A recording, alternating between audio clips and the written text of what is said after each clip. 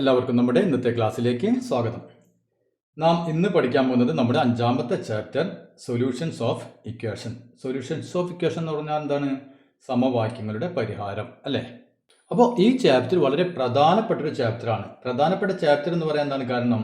നമുക്ക് ഇനി വരുന്ന പല ചാപ്റ്ററുകളെയും പല ചോദ്യങ്ങളും അതുപോലെ തന്നെ ഇനി 9ാം ക്ലാസ് ആയാലും 10ാം ക്ലാസ് ആയാലും അതിലെ പല ചാപ്റ്ററുകളും നമുക്ക് ചെയ്യണമെങ്കിൽ, അതിലെ ചോദ്യങ്ങൾ നമുക്ക് ചെയ്യണമെങ്കിൽ ഇത് നല്ലവണ്ണം അറിഞ്ഞാലേ നമുക്ക് ആ ചോദ്യങ്ങളൊക്കെ ചെയ്യാൻ പറ്റുള്ളൂ. ഇനി നമുക്ക് ഇതിൻ്റെ കണ്ടിന്യൂവേഷൻ 9ാം ക്ലാസ്സിലും വരും, അതുപോലെ തന്നെ 10ലും വരും. ഇപ്പോൾ 9ാം ക്ലാസ്സിലാണെങ്കിൽ ഒരു പെയർ ഓഫ് ഇക്വേഷൻസ് എന്ന് പറഞ്ഞ ചാപ്റ്റർ ഉണ്ട്, അതുപോലെ തന്നെ 10ലാണെങ്കിൽ സെക്കൻഡ് ഡിഗ്രി ഇക്വേഷൻ എന്ന് പറഞ്ഞ ചാപ്റ്റർ ഉണ്ട് അല്ലേ? അപ്പോൾ ഇത്തരം ചാപ്റ്ററുകളിലൊക്കെ ചോദ്യങ്ങൾ നമുക്ക് ചെയ്യണമെങ്കിൽ നമുക്ക് ഇവിടെ നിന്ന് നല്ലവണ്ണം പഠിച്ചു പോയി കഴിഞ്ഞാൽ നമുക്ക് ആ ചാപ്റ്ററുകളൊക്കെ വളരെ എളുപ്പത്തിൽ ചെയ്യാൻ പറ്റുള്ളൂ. അപ്പോൾ ഇത് നമ്മൾ കൃത്യമായിട്ട് ഇവിടെ നിന്ന് പഠിക്കാതെ 9ലും 10ലൊക്കെ പോയി കഴിഞ്ഞാൽ എന്ത് സംഭവിക്കും? നമുക്ക് ആ ചാപ്റ്റർ വളരെ ബുദ്ധിമുട്ടുള്ള ചാപ്റ്ററായിട്ട് മാറും. അപ്പോൾ നല്ലവണ്ണം ശ്രദ്ധിച്ചിരിക്കുക വളരെ എളുപ്പത്തിൽ വളരെ സിമ്പിളായിട്ട് നമുക്കിത് പഠിക്കാൻ പറ്റും. അപ്പോൾ നമുക്ക് വളരെ ചെറിയൊരു ചോദ്യത്തിൽ നിന്ന് തന്നെ തുടങ്ങാം. ഇപ്പോൾ ഏതോ ഒരു സംഖ്യ എനിക്കറിയില്ല, ഏതോ ഒരു സംഖ്യ, ഇത് സംഖ്യയാണെന്ന് വിചാരിച്ചോളൂ. അതിൻ്റെ കൂടെ 10 കൂട്ടിയപ്പോൾ എനിക്ക് എത്ര കിട്ടി? 50 കിട്ടി. ശ്രദ്ധിച്ചിരിക്കുക, ഏതോ ഒരു സംഖ്യ, ആ സംഖ്യയുടെ കൂടെ 10 കൂട്ടിയപ്പോൾ എനിക്ക് 50 കിട്ടി. അങ്ങനെയാണെങ്കിൽ ഈ സംഖ്യ ഏതാണ്? ഇതാണ് എൻ്റെ ചോദ്യം. അപ്പം എല്ലാവരും നിങ്ങൾ ഉത്തരം പറഞ്ഞിട്ടുണ്ടാവും. ഏതാണ് സംഖ്യ? ഏതിൻ്റെ കൂടെ 10 കൂട്ടിയാലാണ് നമുക്ക് 50 കിട്ടുക? 40യുടെ കൂടെ അല്ലേ? 40യുടെ കൂടെ. അപ്പോൾ നമുക്ക് വളരെ എല്ലാവർക്കും പെട്ടെന്ന് എല്ലാവരും ഉത്തരം പറഞ്ഞു 40യുടെ കൂടെ അല്ലേ? 40 അല്ലേ? അപ്പോൾ നമുക്ക് ഇവിടെ കിട്ടി 40യുടെ കൂടെ 10 കൂട്ടിയാൽ 50 കിട്ടി. ഓക്കെ, ഇനി നമുക്ക് അടുത്ത വേറൊരു സംഖ്യ, ഏതോ ഒരു സംഖ്യ, ആ സംഖ്യയുടെ കൂടെ ഒരു 35 ആഡ് ചെയ്തു. 35 ആഡ് ചെയ്തപ്പോൾ നമുക്കൊരു 89 കിട്ടിയെന്ന് വിചാരിക്കാം. 89 കിട്ടി. അങ്ങനെയാണെങ്കിൽ ഏതായിരിക്കും സംഖ്യ? അപ്പോൾ ഇവിടെ നമ്മൾ പെട്ടെന്ന് ഉത്തരം പറഞ്ഞല്ലേ? ഇവിടെ നമുക്ക് പെട്ടെന്ന് ഉത്തരം അറിയാം. ഏത് സംഖ്യയുടെ കൂടെ 10 കൂട്ടിയാലാണ് 50 കിട്ടുക? 40യുടെ കൂടെ 10 കൂട്ടിയാൽ 50 കിട്ടും അല്ലേ? ഇവിടെ നമുക്ക് പെട്ടെന്ന് ഉത്തരം പറയാൻ പറ്റുന്നില്ല അല്ലേ? ഏതോ ഒരു സംഖ്യയുടെ കൂടെ 35 കൂട്ടിയപ്പോൾ 89 കിട്ടി. ഏതാണ് സംഖ്യ? അപ്പോൾ നമ്മൾ എന്ത് ചെയ്യണം? നമ്മൾ ഇവിടെ എന്താണ് ചെയ്തത്? നമ്മൾ പെട്ടെന്ന് ഉത്തരം പറഞ്ഞു 40 എന്ന്. പക്ഷേ നമ്മൾ ശരിക്കും എന്താണ് ഇവിടെ ചെയ്തത്? എങ്ങനെയാണ് നമുക്ക് 40 കിട്ടിയത്? അപ്പോൾ ഈ സംഖ്യ കിട്ടാൻ നാം എന്ത് ചെയ്തു? ഇപ്പം നമുക്ക് കൂടി പണി ചെയ്യാം. നമുക്ക് അറിയാത്തൊരു സംഖ്യ ആണല്ലോ, ഏത് സംഖ്യയാണ് നമുക്കറിയില്ല അല്ലേ? അതുകൊണ്ട് നമുക്ക് ഈ സംഖ്യക്ക് ഒരു എക്സ് എന്ന് കൊടുത്തു. എക്സ് എന്ന സംഖ്യ ഏത് വേണമെങ്കിലും ആയിക്കോട്ടെ, ആ സംഖ്യക്ക് നമ്മൾ എക്സ് ആണെന്ന് ഒരു പേര് കൊടുത്തു. മനസ്സിലായല്ലോ? അപ്പോൾ എക്സിൻ്റെ കൂടെ 10 കൂട്ടിയപ്പോൾ നമുക്ക് 50 കിട്ടി അല്ലേ? അപ്പോൾ എക്സ്, ആ സംഖ്യ ഏതാണ്? നാം എന്താ ചെയ്തത് ഇവിടെ? അതായത് എക്സ് കിട്ടാൻ നാം എന്ത് ചെയ്തു? നമുക്ക് കണ്ടുപിടിക്കേണ്ട സംഖ്യ കിട്ടാൻ നാം എന്താ ചെയ്തത്? 50ൽ നിന്ന് 50ൽ നിന്ന് എന്ത് കുറച്ചു? 10 കുറച്ചു അല്ലേ? അപ്പോൾ നമുക്ക് എന്ത് കിട്ടി? 40 കിട്ടി അല്ലേ? അപ്പോൾ ഇവിടെ നമുക്ക് 40 കിട്ടി. അപ്പോൾ 40 + 10 50. മനസ്സിലായല്ലോ? ഓക്കെ, ഇനി ഇവിടേക്ക് വന്നേ. ഇവിടെ ഏതോ ഒരു സംഖ്യയുടെ കൂടെ 35 കൂട്ടിയപ്പോൾ നമുക്ക് 89 കിട്ടി അല്ലേ? അങ്ങനെയാണെങ്കിൽ സംഖ്യ ഏതായിരിക്കും? ഇവിടെ നമുക്ക് ഈ അറിയാത്ത സംഖ്യ നമുക്ക് എക്സ് എന്ന് തന്നെ പേര് കൊടുക്കാം. അങ്ങനെയാണെങ്കിൽ എക്സിൻ്റെ കൂടെ നാം 35 ആഡ് ചെയ്തപ്പോൾ 89 കിട്ടി. അങ്ങനെയാണെങ്കിൽ എക്സ് എന്തായിരിക്കും? നമുക്ക് ഇവിടെ ചെയ്ത പോലെ തന്നെ കണ്ടുപിടിക്കാൻ പറ്റും അല്ലേ? എന്ത് ചെയ്തു? നമ്മൾ ഇവിടെ 50ൽ നിന്ന് 10 കുറച്ചു. അതേപോലെ ഇവിടെ എന്ത് ചെയ്യേണ്ടി വരും? 89ൽ നിന്ന് 35 കുറയ്ക്കണം അല്ലേ? അപ്പോൾ 89 മൈനസ് 35 എത്ര കിട്ടും? 5 അല്ലേ? 54. അപ്പോൾ ഇവിടെ 54ൻ്റെ കൂടെ 35 കൂട്ടിക്കഴിഞ്ഞാൽ എന്ത് കിട്ടും? 89 കിട്ടും അല്ലേ? അപ്പോൾ ഇവിടെ നാം എന്താണ് ചെയ്യണമെന്ന് ഓർമ്മയുണ്ടല്ലോ? ഇതിൽ നിന്ന് ഇത് നമ്മൾ കുറയ്ക്കുന്നു. ഇനി നമുക്ക് വേറെ സംഖ്യ എടുത്തു നോക്കാം. ഏതോ ഒരു സംഖ്യ, നമുക്ക് സംഖ്യ അറിയില്ല, ഏതോ ഒരു സംഖ്യ, അതിൻ്റെ കൂടെ നമ്മളൊരു 25 ആഡ് ചെയ്തു. അപ്പോൾ നമുക്ക് എന്ത് കിട്ടി? ഒരു 110 കിട്ടി, 110 കിട്ടി. അങ്ങനെയാണെങ്കിൽ ഇത് എക്സ് ആണെന്ന് വിചാരിച്ചു. ഈ സംഖ്യ എന്തായിരിക്കും? ഏതായിരിക്കും സംഖ്യ? നമുക്കിവിടെ ചെയ്ത പോലെ തന്നെ ഇവിടെയും ചെയ്യാം അല്ലേ? അതായത് എക്സ് കണ്ടുപിടിക്കാൻ, അതായത് ഈ സംഖ്യ കണ്ടുപിടിക്കാൻ നാം എന്ത് ചെയ്താൽ മതി? 110ൽ നിന്ന് 110 മൈനസ് കുറയ്ക്കണം ഏത്? 25 നമുക്ക് കുറയ്ക്കണം. അപ്പം നമുക്ക് എത്ര കിട്ടും? 5 8 അല്ലേ? 85 നമുക്ക് ഉത്തരം കിട്ടി. അതായത് 85ൻ്റെ കൂടെ 25 ആഡ് ചെയ്ത് കഴിഞ്ഞാൽ നമുക്ക് 110 കിട്ടി. നാം ഇവിടെ ചെയ്ത കാര്യങ്ങളൊക്കെ ഒന്ന് ശ്രദ്ധിച്ച് നോക്കിയാൽ എന്തൊക്കെയാണ് നാം ഇവിടെ ചെയ്തത്? ഇവിടെ നോക്കിയാൽ എക്സ് + 10 അല്ലേ? നമുക്ക് ആദ്യം ഇത് ഒന്നുകൂടി ഞാൻ എടുത്തെഴുതാൻ പോണ്. എക്സ് + 10 = 50. അതായത് ഏതോ ഒരു സംഖ്യയുടെ കൂടെ 10 കൂട്ടിയപ്പോൾ നമുക്ക് 50 കിട്ടി അല്ലേ? അങ്ങനെയാണെങ്കിൽ സംഖ്യ കണ്ടുപിടിക്കാൻ നാം എന്താണ് ചെയ്തത്? 50ൽ നിന്ന് 10 മൈനസ് ചെയ്തു അല്ലേ? അപ്പോൾ ഇവിടെ നോക്കിയാൽ നാം എന്താ ചെയ്തതെന്ന് ഒന്ന് നോക്കിയാൽ, ഇവിടെ നമുക്ക് എക്സിൻ്റെ വിലയാണ് നമുക്ക് കണ്ടുപിടിക്കേണ്ടത് അല്ലേ? അപ്പോൾ നാം എന്ത് ചെയ്തു? എക്സിനെ അവിടെ തന്നെ നിർത്തി. നമ്മൾ നിർത്തി. അപ്പോൾ നമുക്കറിയാം ഒരു ഇക്വേഷൻ എന്ന് പറയുമ്പോൾ എപ്പോഴും എന്തുണ്ടായിരിക്കും? ഒരു സമചിഹ്നം ഉണ്ടായിരിക്കും അല്ലേ? വളരെ ഇമ്പോർട്ടൻ്റ് കാര്യമാണ് ഈ സമചിഹ്നം. അപ്പോൾ ഇതിൻ്റെ ഇപ്പുറത്തും കുറച്ച് സംഖ്യകളോ അല്ലെങ്കിൽ അതുപോലെ എന്തെങ്കിലുമൊക്കെ ഉണ്ടായിരിക്കും അല്ലേ? അത് രണ്ടും ഈക്വൽ ആണെന്നാണ് നാം പറയുക. അതാണ് ഇക്വേഷൻ എന്ന് പറഞ്ഞാൽ. അപ്പോൾ ഇവിടെ നമുക്ക് എക്സ് അറിയണം, അതായത് സംഖ്യ അറിയണമെങ്കിൽ നാം എന്ത് ചെയ്തു? ഇവിടെ എക്സിനെ മാത്രം ഇവിടെ നിർത്തി. പിന്നെ എന്ത് ചെയ്തു? എക്സ് ഈസ് ഈക്വൽ ടു എക്സിനെ കണ്ടുപിടിക്കാൻ പോണ്. ഇവിടെ ഇപ്പുറത്ത് ആരാണോ ഉള്ളത് അത് നമ്മൾ അതേപോലെ എഴുതി 50. പിന്നെ എന്ത് ചെയ്തു? ഈ എക്സിൻ്റെ കൂടെ കൂട്ടണം 10 ആഡ് ചെയ്യണം അല്ലേ? അപ്പോൾ നമ്മൾ എന്ത് ചെയ്തു? ഈ 10നെ ശ്രദ്ധിക്കാം, 10നെ നാം ഈ ഇക്വേഷൻ ഈ സമചിഹ്നത്തിൻ്റെ അപ്പുറത്തേക്ക് 10നെ കൊണ്ടുപോയി അല്ലേ? അപ്പോൾ +10 ഇവിടെ. അപ്പോൾ നാം ഇങ്ങോട്ട് കൊണ്ടുപോകുമ്പോൾ അത് +10 ആവില്ല, നേരെ അതിൻ്റെ എന്താവും? ചിഹ്നം മാറും. ശ്രദ്ധിക്കുക, ചിഹ്നം മാറും. അതായത് ഇവിടെ +10 എന്നാണെങ്കിൽ ഇങ്ങോട്ട് വരുമ്പോൾ എന്തായി മാറും? അത് -10 മാറും. അപ്പൊ ഇവിടെ നാം +10 അല്ലെങ്കിൽ +5 ഇവിടെ പ്ലസ് ആണെങ്കിൽ ഈ സമചിഹ്നത്തിന്റെ അപ്പുറത്തേക്ക് കൊണ്ടുപോകുമ്പോൾ അതെന്തായി മാറും? മൈനസായി മാറും. ഇവിടെ +5 ആണെങ്കിൽ അവിടെ -5, ഇവിടെ +2 ആണെങ്കിൽ അങ്ങോട്ട് കൊണ്ടുപോകുമ്പോൾ -2. അപ്പോൾ എക്സ് + 10 = 50. എക്സ് കാണണമെങ്കിൽ നാം എക്സ് മാത്രം ഇവിടെ നിർത്തി, ബാക്കി നാം എന്ത് ചെയ്തു? ഈ 50 അതേപോലെ എഴുതി. ഈ 10നെ നമ്മൾ അങ്ങോട്ട് കൊണ്ടുപോയി. അപ്പോൾ ഇതിൻ്റെ +10 എന്നുള്ളത് -10 ആയി. 50 - 10 = 40. കണ്ടില്ലേ? അതങ്ങനെയാണ് നമുക്ക് ഉത്തരം കിട്ടിയത്. ഇനി ഇവിടെ നോക്കിയേ, ഇവിടെ അതേപോലെ തന്നെ എക്സിനെ നമുക്ക് കണ്ടുപിടിക്കണം. നാം എന്ത് ചെയ്തു? ഈ 89 അതേപോലെ നമ്മൾ എഴുതി. ഇനി ഈ +35 അല്ലേ? കൂട്ടണം 35 എന്നുള്ളത് എന്തായി? നമ്മൾ ഈ സമചിഹ്നത്തിന് ശ്രദ്ധിക്കാം, സമചിഹ്നത്തിന് അപ്പുറത്ത് കൊണ്ടുപോകുമ്പോഴാണ് ചിഹ്നം മാറുള്ളൂ. അല്ലാണ്ട് ഇവിടെ നമ്മൾ അങ്ങോട്ടും ഇങ്ങോട്ടും നീക്കി ചെയ്താൽ ഒന്നും ചിഹ്നം മാറൂല. ഈ സമചിഹ്നത്തിന് അപ്പുറത്ത് കൊണ്ടുപോയി കഴിഞ്ഞാൽ എന്താവും? ഇവിടെ ഏതാണോ ചിഹ്നം ആ ചിഹ്നം മാറും. അപ്പോൾ ഇവിടെ +35 എന്നുള്ള ഇങ്ങോട്ട് പോയപ്പോൾ എന്തായി? -35 ആയി. അപ്പോൾ നമുക്ക് 54 എന്ന് ഉത്തരം കിട്ടി അല്ലേ? അതേപോലെ തന്നെ ഇവിടെ നോക്കിയേ, ഇവിടെ നാം എന്ത് ചെയ്തു? എക്സിൻ്റെ വാല്യൂ കിട്ടാൻ നാം എന്ത് ചെയ്തു? 110 അതേപോലെ തന്നെ എഴുതി. പിന്നെ എന്ത് ചെയ്തു? ഈ 25നെ നമ്മൾ ഈ സമചിഹ്നത്തിന് ഇപ്പുറത്തേക്ക് കൊണ്ടുവന്നു. അപ്പോൾ +25 എന്നുള്ളത് -25 ആയി. നമുക്ക് 85 എന്ന് ഉത്തരം കിട്ടി. അപ്പോൾ അത് മനസ്സിലായല്ലോ? ഇനി ഒരിക്കലും തെറ്റിക്കാൻ പാടില്ല, ചിഹ്നം മാറും അല്ലേ? പ്ലസ് എന്നുള്ളത് ഇങ്ങോട്ട് വരുമ്പോൾ മൈനസ് ആവും. അതേ രൂപത്തിൽ തന്നെ മൈനസ് എന്നുള്ളത് എന്തായി മാറും? ഇങ്ങോട്ട് പോകുമ്പോൾ പ്ലസ് ആയിട്ടും മാറും. അത് നമുക്ക് 1-2 ചോദ്യങ്ങൾ ചെയ്യുമ്പോൾ മനസ്സിലാവും. അപ്പോൾ എല്ലാവരും ഇനി എന്ത് ചെയ്യുക? നമ്മുടെ ടെക്സ്റ്റ് ബുക്ക് ഒക്കെ തുറക്കുക. ടെക്സ്റ്റ് ബുക്കിൽ പേജ് നമ്പർ 79, അതായത് ഈ ചാപ്റ്ററിൻ്റെ ഫസ്റ്റ് പേജിൽ തന്നെ കുറച്ച് ചോദ്യങ്ങളുണ്ട്. അത് നമുക്കൊന്ന് ചെയ്തു നോക്കാം. അപ്പോൾ അതിലൊന്നാമത്തെ ചോദ്യം നോക്കിയാൽ 6 more marks and I would have got 100 out of 100 in my math exam. Rajan thought sadly. How much did he score? എന്താണ് രാജൻ പറഞ്ഞത്? രാജൻ വളരെ വിഷമത്തോടുകൂടി പറഞ്ഞത് എന്താണ്? 6 മാർക്കും കൂടി എനിക്ക് കിട്ടിയിരുന്നെങ്കിൽ എനിക്ക് 100-ൽ 100 മാർക്ക് കിട്ടിയാനേ. അത് നമ്മളും പറയാറുണ്ട് അല്ലേ? പരീക്ഷ കഴിഞ്ഞാൽ നമ്മൾ പറയും 2 മാർക്കും കിട്ടുകയാണെങ്കിൽ എനിക്ക് 40-ൽ 40 ആയാനേ അല്ലേ? അപ്പോൾ അത് നമ്മളെല്ലാവരും പറയുന്ന കാര്യമാണ്.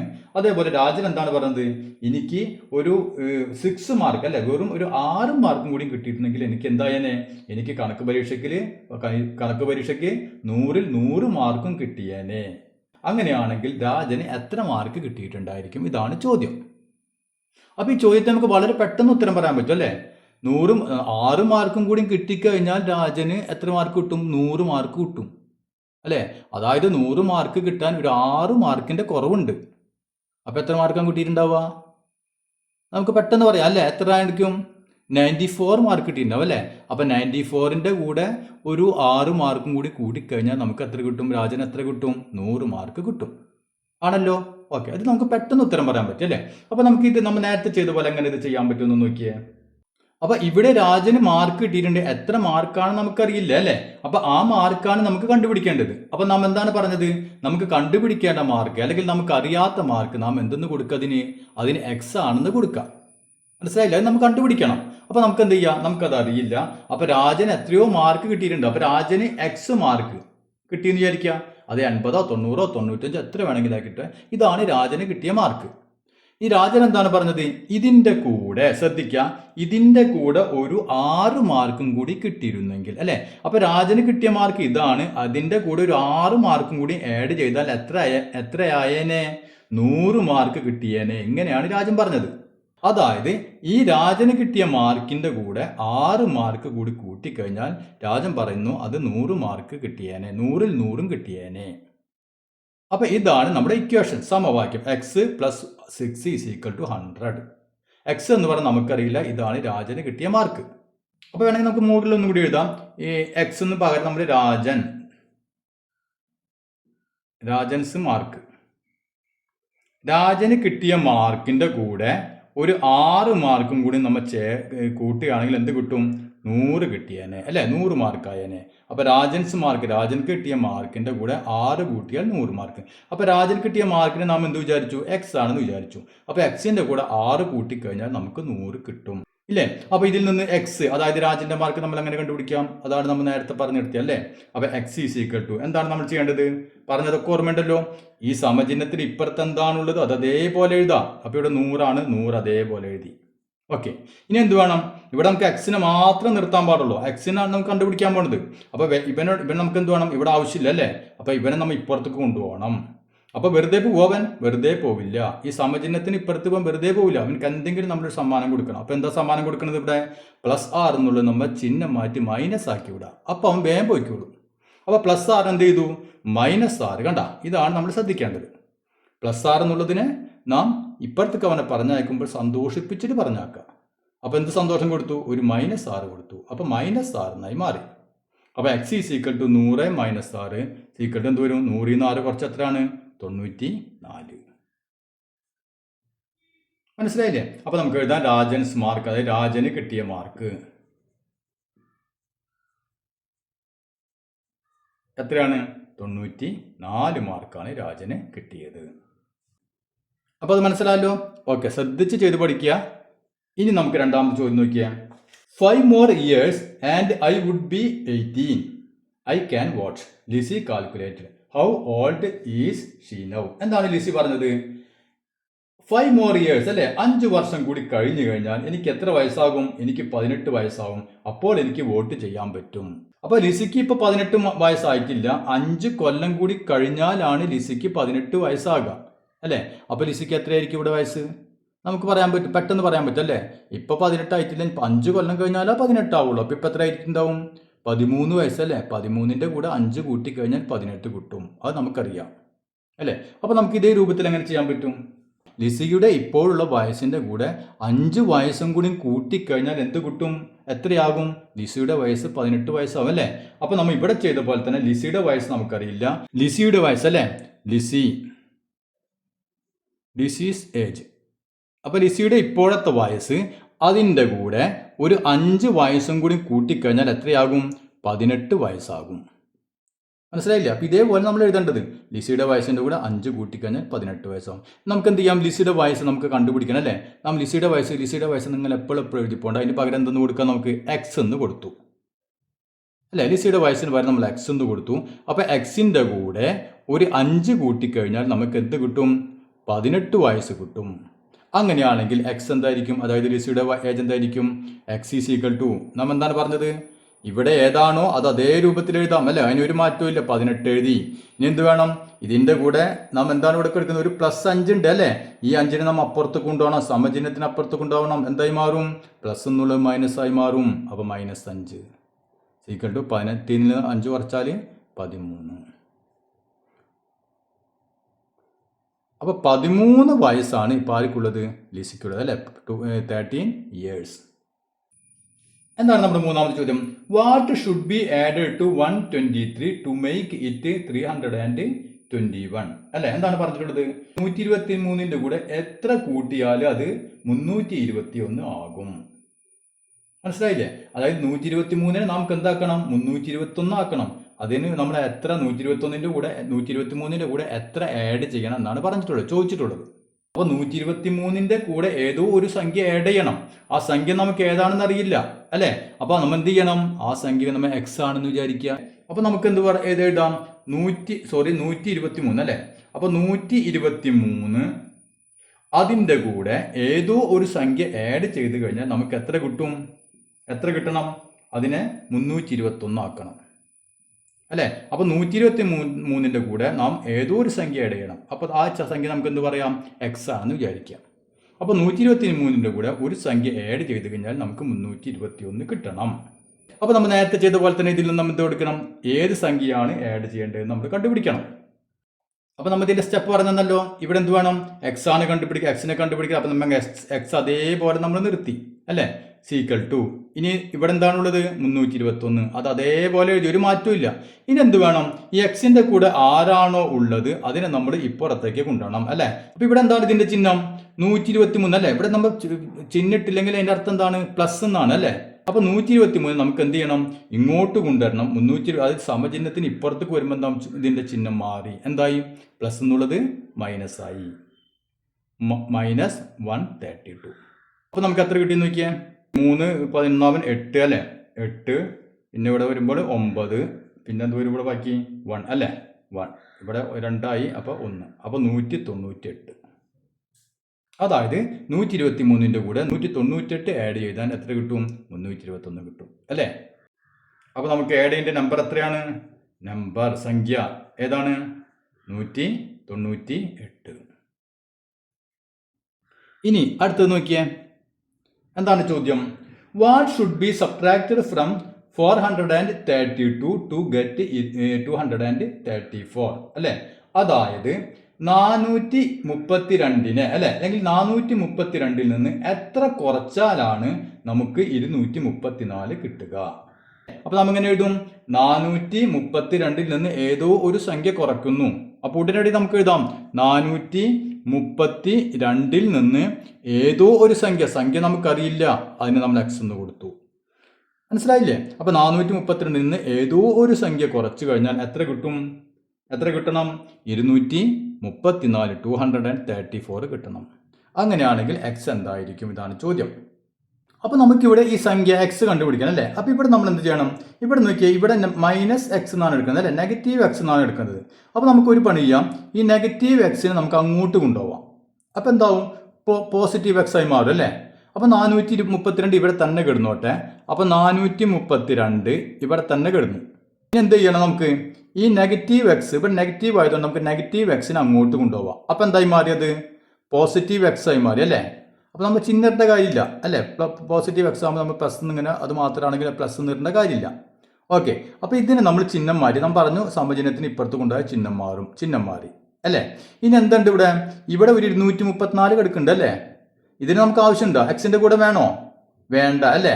അപ്പോൾ നാം എന്ത് ചെയ്യണം, ഈ 234 നമുക്ക് ഇങ്ങോട്ട് കൊണ്ടുവരാം, ഈ സമചിഹ്നത്തിന് ഇപ്പുറത്ത് കൊണ്ടുവരാം. അപ്പോൾ എന്താ കൂടെ -234 മാറി. മനസ്സിലായില്ലേ. അപ്പോൾ ഇവിടെ നാം എന്താ ചെയ്തത്, ഇവിടെ നെഗറ്റീവ് ചിഹ്നം ആയതുകൊണ്ട് നാം എന്ത് ചെയ്തു, ഈ എക്സിനെ നാം അങ്ങോട്ട് കൊണ്ടുപോയി. അപ്പോൾ നമ്മൾ നെഗറ്റീവ് ചിഹ്നം പോയി, അത് പോസിറ്റീവായി മാറി. ഇനി ഇവിടെ എന്താണ് ഉള്ളത്, ഇവിടെ ഒരു 234 ഉണ്ട് അല്ലേ, ഇതിൻ്റെ ഈ സമചിഹ്നത്തിന് ഇപ്പുറത്തുണ്ട്. അതിനെ നാം എന്ത് ചെയ്തു, അതിന് ഇപ്പുറത്ത് കൊണ്ടുവന്നു. ഇപ്പുറത്ത് കൊണ്ടുവരുമ്പോൾ ഈ പോസിറ്റീവ് എന്തായി മാറി, നെഗറ്റീവായി മാറി. അപ്പോൾ 432 - 234 = എക്സ് എന്ന് കിട്ടി. ഇനി 432 നിന്ന് 234 കുറച്ച് എത്ര കിട്ടും, അപ്പോൾ എല്ലാവരും ഒന്ന് കുറച്ച് നോക്കാം. 4 അല്ലേ, ഇവിടെ 12 ആവും. അപ്പോൾ 4 12 ആവാൻ 8 അല്ലേ. അപ്പോൾ ഇനി എന്താ, ഇവിടെ മാറി, സംഖ്യ മാറി അല്ലേ. ഇവിടെ എത്രയും മാറി, 2 ആയി അല്ലേ, 2 ആയി. അപ്പോൾ 3 12 ആവാൻ 9. പിന്നെ എന്ത് വേണം, ഇവിടെ 3 ആയി, അപ്പോൾ 1. അപ്പോൾ 198 എന്ന് കിട്ടി ഇവിടെ അല്ലേ. അപ്പോൾ 198 = എക്സ്. അപ്പോൾ എക്സിൻ്റെ വാല്യൂ നമുക്ക് എത്ര കിട്ടി, 198 എന്ന് കിട്ടി. അപ്പോൾ ഇവിടെ 432 നിന്ന് എത്ര കുറച്ചാൽ 234 കിട്ടുക, 432ൻ്റെ കൂടെ നിന്ന് 198 കുറച്ചാലാണ് നമുക്ക് എന്ത് കിട്ടുക, 234 നമുക്ക് കിട്ടുക അല്ലേ. അപ്പോൾ എക്സ് = 198. അപ്പോൾ 198 ഇതിൽ നിന്ന് കുറച്ച് കഴിഞ്ഞാൽ നമുക്ക് 234 കിട്ടും. ഇനി നമുക്ക് പേജ് 80 അല്ലെ, 80ാമത്തെ പേജിൽ ഒരു 2-3 ചോദ്യം, ആദ്യത്തെ ചോദ്യങ്ങൾ അത് നമുക്കൊന്ന് ചെയ്ത് നോക്കാം. ചോദ്യം ഇപ്പോൾ നല്ലവണ്ണം വായിച്ചു നോക്കാം. Gopalan boat A bench of bananas. Gopalan എന്ത് ചെയ്തു, ഒരു കൊല പഴം വീട്ടിലേക്ക് വാങ്ങി. 7 of the bananas had begun to rot and he removed them അല്ലെ. അതിൽ നോക്കിയ 7 പഴങ്ങൾ എന്തായിരുന്നു, കേട് വന്നു തുടങ്ങി. അപ്പോൾ അത് അതിൽ നിന്ന് പറിച്ചു കളഞ്ഞു. ഇനിയോ, now there are 46. ഇപ്പം എത്ര പഴമുണ്ട്, ആ കൊലയിൽ എത്ര പഴമുണ്ട്, 46 പഴമാണുള്ളത് അല്ലെ. ബാക്കിയുള്ളത് ആ 7 എണ്ണം അതിൽ നിന്ന് റിമൂവ് ചെയ്തു, നീക്കം ചെയ്തു. How many bananas were there in the bunch. അങ്ങനെയാണെങ്കിൽ ഈ കൊലയിൽ ആദ്യം എത്ര പഴങ്ങൾ ഉണ്ടായിട്ടുണ്ടാകും, ഇതാണ് ചോദ്യം. അപ്പോൾ ഇവിടെ നമ്മൾ നേരത്തെ ചെയ്ത അതേപോലെ തന്നെ നമുക്ക് നോക്കിയേ, ഒരു കൊല അല്ല, ഒരു കൊലപ്പഴം, അതിൽ എണ്ണം നമുക്കറിയില്ല, എത്ര പഴം അതിലുണ്ടെന്ന് അറിയില്ലല്ലോ അറിയില്ല അല്ലേ. അപ്പോൾ അതിൽ നിന്ന് 7 പഴം നീക്കം ചെയ്തു. ഇതാണ് ഉണ്ടായത് അല്ലേ. അപ്പോൾ നാം എന്ത് ചെയ്യണം ഇവിടെ? നമുക്കറിയില്ല, ഒരു കൊലയിൽ എത്ര പഴം ഉണ്ടെന്ന് നമുക്കറിയില്ല. അപ്പോൾ നമ്മൾ എന്ത് ചെയ്തു? ആ അറിയാത്ത ആ കൊലയിലുള്ള പഴത്തിന് നാം എക്സ് എന്ന് കൊടുത്തു. മനസ്സിലായില്ല? അപ്പോൾ ഇത്ര പഴം ആ കൊലയിലുണ്ട്. അതിൽ നിന്ന് എന്ത് ചെയ്തു? എത്ര എണ്ണത്തിന് നീക്കം ചെയ്തു? 7 പഴത്തിന് മൈനസ് ചെയ്തു. അതായത് 7 പഴം എടുത്ത് കളഞ്ഞു. അപ്പോൾ ബാക്കി എത്ര പഴം ഉണ്ടെന്നാണ് പറഞ്ഞത്? ബാക്കി 46 പഴങ്ങളുണ്ട്. അങ്ങനെയാണെങ്കിൽ കൊലയിൽ എത്ര പഴം ഉണ്ടായിരിക്കും? എക്സ് ആണ് നമുക്ക് കൊടുത്തിട്ടുള്ളത് അല്ലേ. മൊത്തം കൊലയിലുള്ള പഴങ്ങളുടെ എണ്ണം എക്സ് ആണ്. അത് നമ്മൾ എക്സ് എങ്ങനെ കണ്ടുപിടിക്കും? എക്സ് ഈസ് ഈക്വൽ ടു ഇവിടെ 46 ഉണ്ട്, അത് അതേപോലെ എഴുതി. ഇനി -7 ഉണ്ട് ഇവിടെ, അത് നമ്മൾ ഈ സമചിഹ്നത്തിന് ഇപ്പുറത്തേക്ക് കൊണ്ടുവരുന്നു. അപ്പോൾ എന്തായി മാറും? +7 ആയി മാറി. അപ്പോൾ എത്ര ആയിരിക്കും? 53 അല്ലേ. 53 അതായത് നമ്പർ ഓഫ് ബനാനാസ് അല്ലേ. Number of bananas in the bunch. അതായത് കുലയിലുണ്ടായിരുന്ന പഴങ്ങളുടെ എണ്ണം എത്രയാണ്? 53. മനസ്സിലായില്ലേ? ഇനി രണ്ടാമത്തെ ചോദ്യം നോക്കിയേ. Vimala bought some things for 163 rupees അല്ലേ. വിമല കുറച്ച് സാധനങ്ങൾ 163 രൂപയ്ക്ക് കുറച്ച് സാധനങ്ങൾ വാങ്ങി. പിന്നെയോ now she has 333 rupees left. ഇപ്പോൾ അവളുടെ കയ്യിൽ, വിമലയുടെ കയ്യിൽ ഇപ്പോൾ ബാക്കി എത്ര കാശുണ്ട്? 337 രൂപ കയ്യിലുണ്ട്. അതായത് 163 രൂപയ്ക്ക് സാധനങ്ങൾ വാങ്ങി, അത് കഴിഞ്ഞിട്ട് ബാക്കി 337 രൂപ വിമലയുടെ കയ്യിലുണ്ട്. അങ്ങനെയാണെങ്കിൽ how much did she have at first? വിമലയുടെ കയ്യിൽ ആദ്യം എത്ര പൈസ ഉണ്ടായിട്ടുണ്ടാകും അല്ലേ. ആദ്യം എത്ര പൈസ ഉണ്ടായിട്ടുണ്ടാകും എന്നാണ് ചോദ്യം. അപ്പോൾ നമ്മൾ ഇവിടെ എന്ത് ചെയ്യണം? വിമലയുടെ കയ്യിൽ ആദ്യം കുറച്ച് പൈസ ഉണ്ടായിട്ടുണ്ട് അല്ലേ. അപ്പോൾ അതിൽ നിന്നാണ് കുറച്ച് സാധനങ്ങൾ വാങ്ങിയത്. എത്ര പൈസക്ക്? 163 രൂപയ്ക്ക് സാധനങ്ങൾ വാങ്ങി. അപ്പോൾ എത്ര പൈസ ഉണ്ടായിട്ടുണ്ടായിരിക്കും എന്നാണ് നമ്മൾ കണ്ടുപിടിക്കേണ്ടത്. അപ്പോൾ നാം എന്ത് ചെയ്യണം? നമ്മൾ കണ്ടുപിടിക്കേണ്ട ആ പൈസക്ക് എന്ത് കൊടുക്കുക? എക്സ് ആണെന്ന് വിചാരിക്കുക. എക്സ് ഇതാണ് വിമലയുടെ കയ്യിൽ ആദ്യം ഉണ്ടായിരുന്ന പൈസ. ഇതിൽ നിന്ന് എത്ര പൈസ ചെലവാക്കി, അല്ലെങ്കിൽ എത്ര പൈസക്ക് സാധനങ്ങൾ വാങ്ങി? 163 രൂപയ്ക്ക് സാധനങ്ങൾ വാങ്ങി അല്ലേ. അപ്പോൾ ഇതിൽ നിന്ന് 163 രൂപ കുറഞ്ഞു അല്ലേ, ഇതിൽ നിന്ന് പോയി. അപ്പോൾ നമ്മൾ എന്ത് വേണം? ഈ ഇത്രയും പൈസയിൽ നിന്ന് 163 രൂപ പോയി, അതായത് അതിൽ നിന്ന് മൈനസായി. ബാക്കി എത്ര കാശിനെന്നാണ് പറയുന്നത്? ബാക്കിയുള്ള പൈസ 337 രൂപയുണ്ട്. കണ്ട, 337 രൂപ. അതായത് വിമലയുടെ കയ്യിലുണ്ടായ പൈസയിൽ നിന്ന് 163 രൂപ കുറച്ചപ്പോൾ, അല്ലെങ്കിൽ അത് സാധനങ്ങൾ വാങ്ങിയപ്പോൾ ബാക്കി 337 രൂപയുണ്ട്. അങ്ങനെയാണെങ്കിൽ വിമലയുടെ കയ്യിൽ എത്ര പൈസ ഉണ്ടായിട്ടുണ്ടാകും? ഇതാണ് എക്സ് ആണ് അല്ലേ. എക്സ് ആണ് നമ്മൾ വിമലയുടെ കയ്യിലുള്ള പൈസക്ക് നമ്മൾ എക്സ് എന്ന് കൊടുത്തു. അപ്പോൾ എക്സ് ഈസ് ഈക്വൽ ടു എന്ത് വരും? ഇവിടെയുള്ള 333 അതേ രൂപത്തിൽ എഴുതി അല്ല, ഒരു മാറ്റവും ഇല്ല ഇതിനൊന്നും. പിന്നെ എന്ത് ചെയ്തു? ഈ 163 നമ്മൾ അങ്ങോട്ട് കൊണ്ടുപോകുന്നു, ഈ സമചിഹ്നത്തിന് ഇപ്പുറത്ത് കൊണ്ടുപോകുന്നു. അപ്പോൾ എന്താവും? മൈനസ് എന്നുള്ളത് പ്ലസ് ആയി മാറി. +163 എത്ര വരും? 7 3 10 1 0 4 1 5. അപ്പോൾ എക്സിൻ്റെ വാല്യൂ കിട്ടി 500 അല്ലേ. എക്സ് എന്ന് പറഞ്ഞാൽ എന്താണ്? വിമലയുടെ കയ്യിലുള്ള പൈസ എത്രയാണ്? 500 രൂപ. അപ്പോൾ വിമലയുടെ കയ്യിൽ 500 രൂപയുണ്ടായിരുന്നു, അതിൽ നിന്ന് 163 രൂപയ്ക്ക് സാധനം വാങ്ങിയപ്പോൾ ബാക്കി 337 രൂപ ബാക്കി കയ്യിലുണ്ട്. എന്താണ് മൂന്നാമത്തെ ചോദ്യം? What number becomes 321 on subtracting 123 അല്ലേ. അതായത് ഏത് സംഖ്യയിൽ നിന്ന് 121 സബ്ട്രാക്ട് ചെയ്താൽ, അതായത് കുറച്ചാലാണ് നമുക്ക് 321 കിട്ടിയതാണ് ചോദ്യം. അപ്പോൾ ചോദ്യം നല്ലവണ്ണം വായിച്ചു നോക്കാം. അപ്പോൾ ഏത് സംഖ്യയിൽ നിന്നാണ് നാം 121 കുറച്ചാൽ നമുക്ക് എന്ത് കിട്ടുക? 321 കിട്ടുക അല്ലേ. അപ്പോൾ ഏതോ സംഖ്യയിൽ നിന്ന് നാം എന്ത് ചെയ്യണം? 123 കുറയ്ക്കണം. അപ്പോൾ ഏതോ ഒരു സംഖ്യ, ആ സംഖ്യ എക്സ്, അതിൽ നിന്ന് എത്ര കുറയ്ക്കണം? 123. കണ്ട, അപ്പോൾ ഏത് സംഖ്യയിൽ നിന്ന് 123 കുറച്ചാലാണ് നമുക്ക് എന്ത് കിട്ടേണ്ടത്? കിട്ടുന്ന സംഖ്യ പറഞ്ഞിട്ടുണ്ട് 321. അങ്ങനെയാണെങ്കിൽ സംഖ്യ ഏതായിരിക്കും? സംഖ്യ ഇവിടെ ഏതാണ്? എക്സ് ആണ് നമ്മൾ കൊടുത്തിട്ടുള്ളത് അല്ലേ. അപ്പോൾ എക്സ് ഈസ് ഈക്വൽ ടു എന്ത് വരും? 321. ഇതേ രൂപത്തിൽ എഴുതി. പിന്നെ എന്ത് വേണം? ഈ -121 ഇങ്ങോട്ട് പോകുമ്പോൾ +123. അപ്പോൾ എന്ത് കിട്ടും? 4 4 3 4 അല്ലേ, 444. അപ്പോൾ ഇവിടെ 444 നിന്ന് 123 കുറച്ച് കഴിഞ്ഞാലാണ് 321 കിട്ടുക. അപ്പോൾ ഇന്നത്തെ ക്ലാസ് എല്ലാവർക്കും മനസ്സിലായെന്ന് കരുതുന്നു. ഇനി നമുക്കതിൽ ബാക്കി കുറച്ച് ചോദ്യങ്ങളുണ്ട്, അത് നമുക്ക് അടുത്ത ക്ലാസ്സിൽ ചെയ്യാം.